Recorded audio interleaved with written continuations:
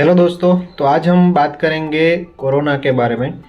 अभी इन दिनों में कोविड का JN1 वेरिएंट है, वो उसके केसेस बहुत ज़्यादा बढ़ रहे हैं।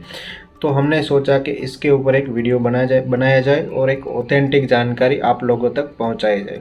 तो इस वीडियो में हम जानेंगे, जो कि WHO ने जो जानकारी दी है हमें JN वेरिएंट के बारे में, वो सारी बातें इस वीडियो में हम जानेंगे। वैक्सीन इफेक्ट करेगी या नहीं करेगी, जो नया JN वेरिएंट है उसके लक्षण क्या है और कैसे हम उससे बच सकते हैं और किन किन देशों में ये फैला है, हमें क्या प्रिकॉशंस रखनी है, ये सारी बातें इस वीडियो में जानेंगे। तो दोस्तों, वीडियो को लास्ट तक देखना। तो ज़्यादा देर नहीं करेंगे, शुरू करते हैं।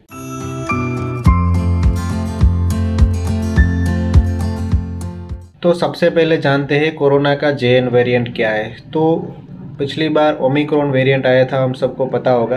तो जो ओमिक्रॉन वेरिएंट था उसका ही सब वेरिएंट है JN वेरिएंट। इसमें क्या हुआ है कि जो जो वायरस के ऊपर ओमिक्रॉन वायरस था उनके ऊपर स्पाइक प्रोटीन्स होते हैं, उनमें कुछ म्यूटेशन हुआ है, उसकी वजह से ये जो JN वेरिएंट है बना है और JN वेरिएंट आया है। अब बात करते हैं कि WHO ने क्या कहा है कि इसके बारे में। तो सबसे पहले WHO ने ग्रोथ के बारे में कहा कि कितना रैपिडली ये तेज़ी से बढ़ सकता है। तो उसमें उसका कहना है वर्ल्ड हेल्थ ऑर्गेनाइजेशन का कि ये बहुत ज़्यादा तेज़ी से बढ़ सकता है। अभी जो उसकी स्पीड है ग्रोइंग, मतलब ग्रोथ होने की इसकी, वो थोड़ी धीमी है, लेकिन वो फास्टली ग्रो कर सकता है, बहुत तेज़ी से ये बढ़ सकता है। और दूसरी बात, WHO ने एंटीबॉडी एस्केप के बारे में बताया कि जो ये कोरोना का JN वेरिएंट है, ये हमारी एंटीबॉडी जो बनी हुई है वैक्सीन्स लेने से, हमारे शरीर में कोरोना के खिलाफ, वायरस के खिलाफ एंटीबॉडीज़ बनी हुई है। साथ ही में हमारे अगर कोई कोविड से अफेक्टेड हुआ था तो उन लोगों में भी ये एंटीबॉडीज़ बनी हुई है कोरोना जो वायरस है उनके खिलाफ। तो ये जो JN वेरिएंट है ये वो एंटीबॉडीज़ को भी चकमा दे सकता है, हमारी इम्यून सिस्टम को भी चकमा दे सकता है। यानी कि जो वैक्सीन्स है वो इफ़ेक्टिव हो भी सकती है और नहीं भी हो सकती है जो कोविड के JN वेरिएंट के केसेस में। लेकिन ऐसा नहीं है कि बिल्कुल इफ़ेक्ट ही नहीं करेगी, कुछ हद तक इफ़ेक्ट तो करेगी। उसी वजह से शायद अभी जो लक्षण दिखाई दे रहे हैं JN वेरिएंट में, वो बहुत ज़्यादा सीवियर लक्षण नहीं दिखाई दे रहे हैं। वो कम जो नॉर्मल फ्लू और कोरोना में देखने को मिलते हैं, शुरुआती लक्षण वही दिखाई दे रहे हैं। सीवियरिटी के तरफ ज़्यादा केसेस नहीं बढ़ रहे हैं। तो वैक्सीन्स के बारे में WHO ने ये बताया कि ये इफ़ेक्टिव हो भी सकती है और नहीं भी हो सकती है, हमें बस प्रिकॉशंस रखनी है, घबराने की ज़रूरत नहीं है। दूसरी बात WHO ने ये बताई कि जो इसकी सीवियरिटी है वो उतनी ज़्यादा, अभी तक के जो केसेस सामने आए हैं उन केसेस में इसकी सीवियरिटी बहुत ज़्यादा नहीं देखी गई है। इसके लक्षण बहुत ज़्यादा सीवियर नहीं हुए। और लक्षणों के बारे में बताया कि इसमें नॉर्मल फ्लू और कोरोना के जैसे ही लक्षण दिखाई देते हैं, जैसे कि बहुत तेज़ बुखार आना, सिर दर्द रहना, हमारी मांसपेशियों में दर्द रहना, नाक बहना, गले में खराश रहना और थकावट महसूस होना, जो कि नॉर्मली फ्लू के लक्षण है। और जो कोविड के दौरान शुरुआती लक्षण दिखाई देते हैं वही लक्षण इसमें भी दिखाई दे रहे हैं।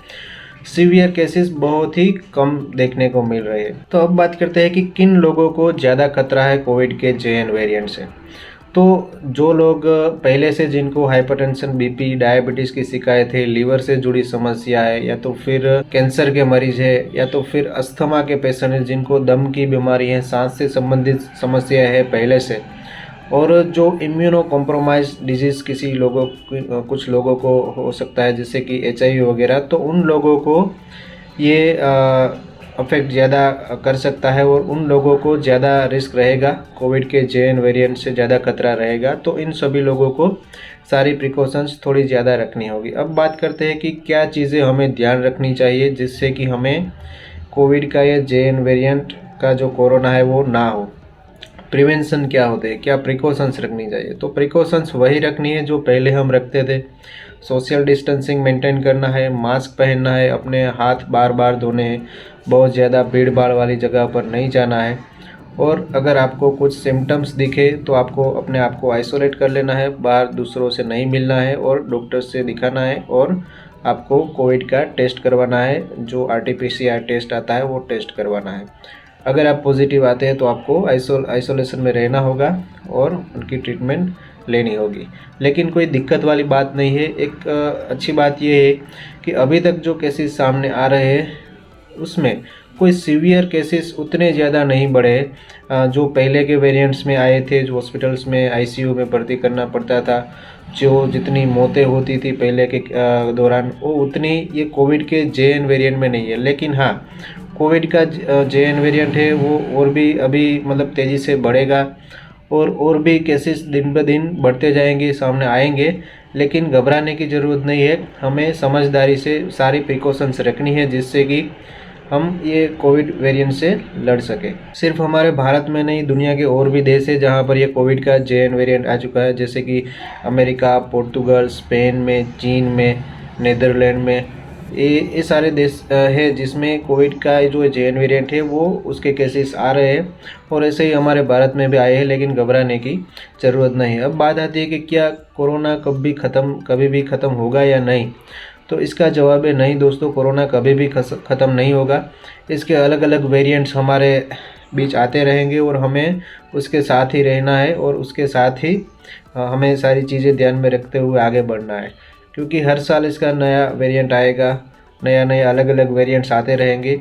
लेकिन हमें उससे बचने की सारे तरीके खोजने होंगे। वो पूरी तरह से तो नहीं जा सकता, ये बात सच है, लेकिन इसमें घबराने की कोई बात नहीं है, क्योंकि हर साल सर्दी के मौसम में जो फ्लू के केसेस बढ़ते ही थे, तो हम क्या उतने फ्लू से घबराते थे। वैसे ही कोरोना में भी मतलब सर्दी के मौसम में या जब नया म्यूटेशन होगा तो नया वेरिएंट आएगा और उसके केसेस बढ़ने लगेंगे, तो नॉर्मल सर्दी खांसी बुखार की तरह ही है, उसमें कुछ घबराने वाली बात नहीं है। लेकिन प्रिकॉशंस हमें सारी रखनी है।